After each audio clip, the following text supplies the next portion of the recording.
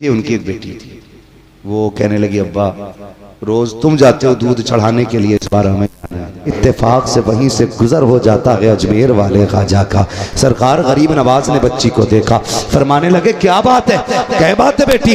बच्ची ने सर उठाया, कहा तुम्हें क्या मतलब बाबा, आप चेहरे से मुसलमान लगते हो, ये हमारा मसला है, आपका क्या मसला है। कहा बताना, शायद मैं तेरे काम आ जाऊं। उसने कहा सुनो बाबा, मैं यहाँ पे इसलिए आई थी ताकि अपने भगवान को दूध पिला सकूं, लेकिन ये नाराज है, मेरी सुन नहीं रहे हैं, इसलिए मैंने कसम खाई है जब तक ये दूध पी नहीं लेंगे उस वक्त तक मैं सर मारती रहूंगी, भली मेरी जान चली जाए। कहते हैं बस इतनी सी बात, अल्लाह अकबर के गरीब नवाज को वो ये भी तो कह सकते थे बेटी ये पत्थर की मूरत है, ये दूध नहीं पीती है। वो ये भी कह सकते थे कि ये खाते पीते नहीं है। आप कहते हैं बस इतनी सी बात, इसको दूध पिलाना है। कि आगे बढ़े, फरमाने लगे दूध पीता क्यों नहीं है, जब बच्ची कह रही है, मान क्यों नहीं लेता है। कोई जवाब नहीं आया। कहा देखो फिर भी नहीं पी रहे हैं। आगे बढ़े गरीब नवाज, कान पकड़ के ऐसे ऐठे, कहा पीता है कि नहीं। पत्थर में जाना गई, हाथ बढ़ा के दूध पीना शुरू कर दिया। नारे तकबीर,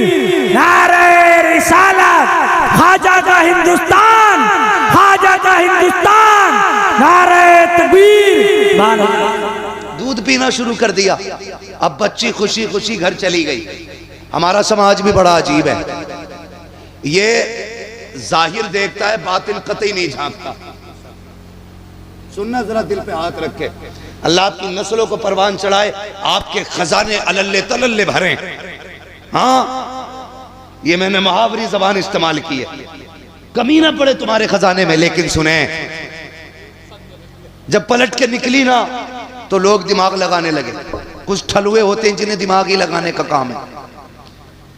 जितने निकम्मे निठल्ले बेरोजगार हैं वो भविष्यवाणी करते हैं। सभी की भविष्यवाणी बाबा मोदी जी की करते रहते हैं। जिन्हें घर चलाना नहीं आता वो देश चलाने की बात करते हैं। जिसका अपने बेटे का पता नहीं किधर है वो कहता आपके ये सीट निकल रही है। सुबह से शाम तक बिला वजह की चाय पी रिया बैठा हुआ, कोई काम नहीं है कि आपके वो सरकार आ रही है भाई, आपके वो आ रही है, बताओ उनकी तो आ रही, तेरी कब आ रही है भाई। तो कुछ बेरोजगार लोगों को सिर्फ अनुमान और तनकीद का ही मौका रहता है। बेरोजगार जिन्हें कोई काम नहीं वो तनकीद करते रहते हैं। ओ देखो देखो भाई फला की बेटी निकल के गई है अभी, और ये दिन छुपे से पहले ना गई। ये बैठ के बातें करते रहे, दिन छुपे से पहले नहीं आनी है। एक तो कहेगा 8 दिन से देख रहा हूं, और यही देख रहा हूं कि रोज 9 बजे जाती है और दिन छुपे आती है। बेगैरत जाके तो देख यार, ये भी तो हो सकता है इसकी मजबूरी इसे लेके जाती हो।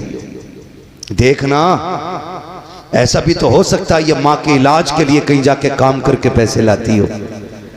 हम किसी की मजबूरी दूर नहीं कर सकते, अलबत्ता उसे जलील करने की कोशिश करते।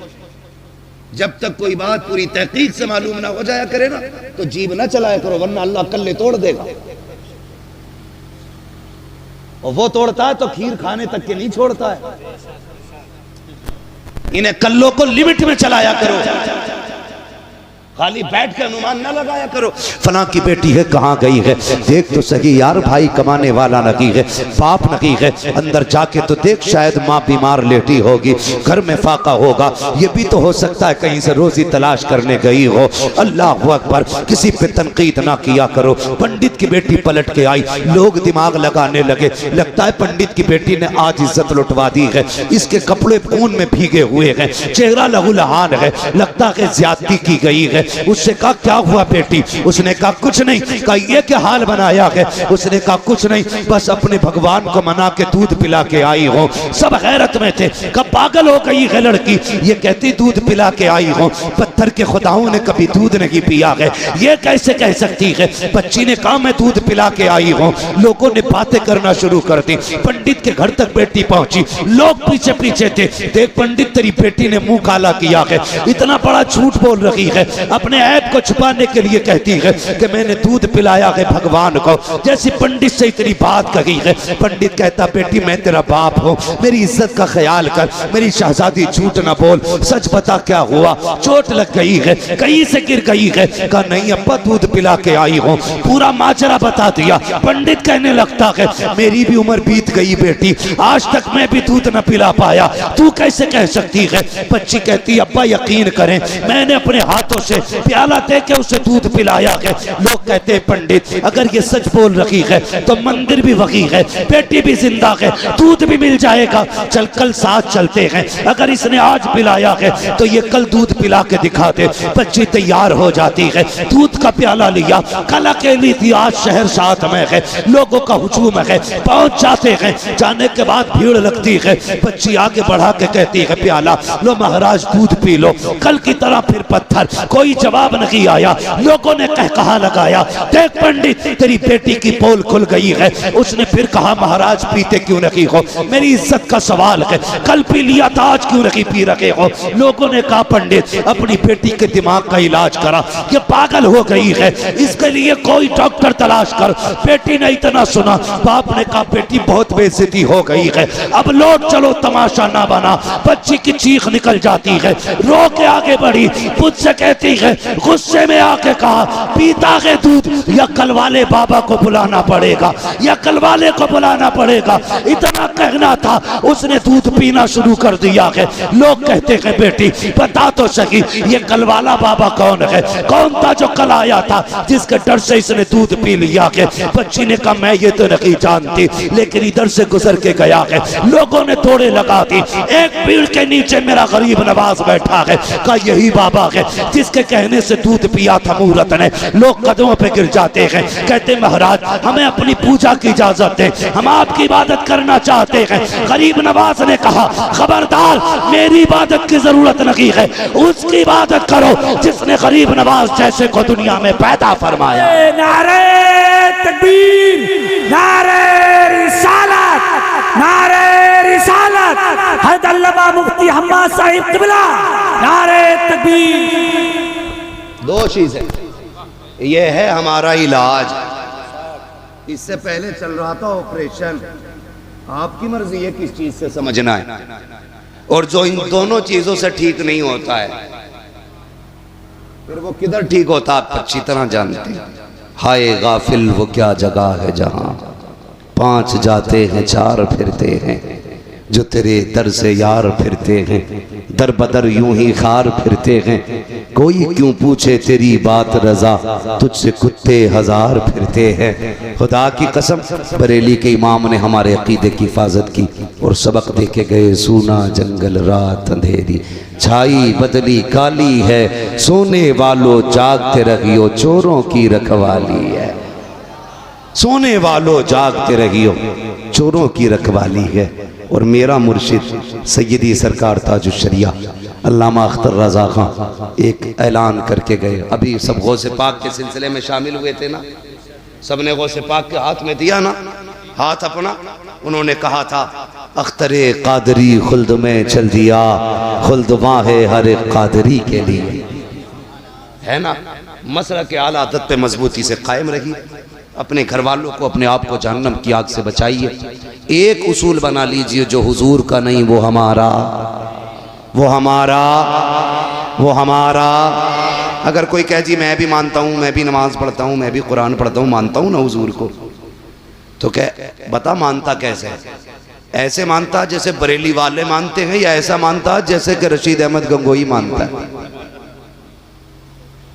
है, या अशरफ अली थानवी की तरह मानता है? अगर वो ये कहे कि इमाम अहमद रजा की तरह मानता हूं तो फिर सीने से लगा लेना, फिर सीने से लगा लेना। हमारे दोस्ती का मयार अल्लाह और उसके रसूल की रजा होना चाहिए। करेंगे इंशाअल्लाह। मेरे भाइयों ने, कमेटी वालों ने कहा शजरा हुजूर का आखिर में बयान करना था, ठीक है जी, लेकिन शर्त है मेरी, क्या है? हाय माशाअल्लाह, अल्लाह सलामत रखे। जब मैं हाथ का इशारा करूं तो आपको सुभान अल्लाह बोलना, ठीक है जी शान आलम भाई, अल्लाह आपको सलामत रहे। यकीन करें आज आपने खुद सोच रहा हूँ कैसे, बहुत बड़ा काम, बड़े नसीब वाले हो यार। मुझे नहीं पता था ये राणा मील के पास की बस्ती इतनी मुकद्दरों वाली होगी। यहां पे उसके कदम पड़ेंगे जिसकी जमीन को जन्नत की जमीन कहा गया है। हाँ, और आला हजरत ने फरमाया था बिलग्राम शरीफ का खाना जन्नत का खाना है।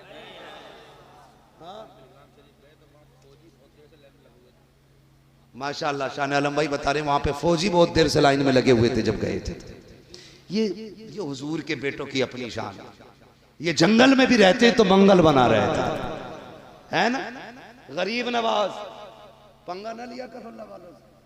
क्या नहीं लेना है, क्या नहीं लेना है। हाँ, गरीब नवाज से पंगा लिया, पूरा नसागर खींच लिया था। समझते हो ना मेरी बात। वक्त होता तो मैं बात करता, बस मुझे शजरा बयान करना है। आप जोर जरा मोहब्बत से कहते हैं सुभान अल्लाह।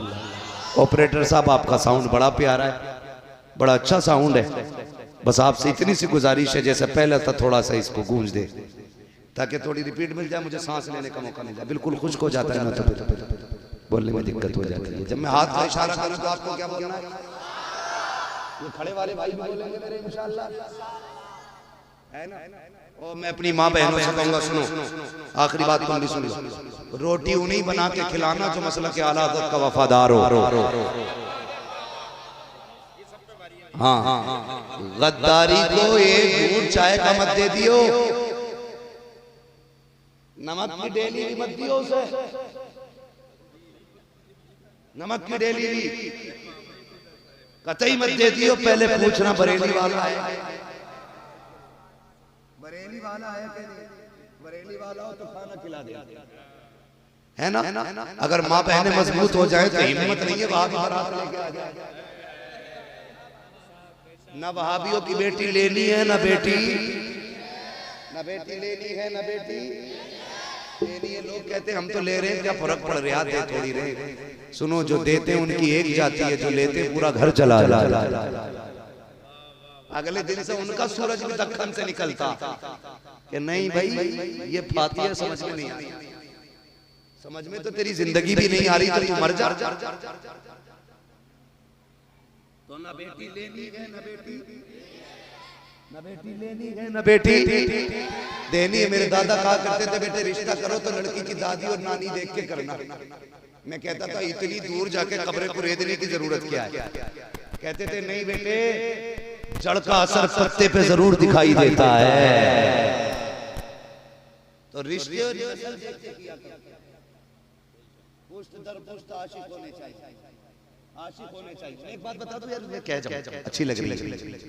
लोग कहते हैं बरेली वाले नाते बड़ी अच्छी लिखते हैं।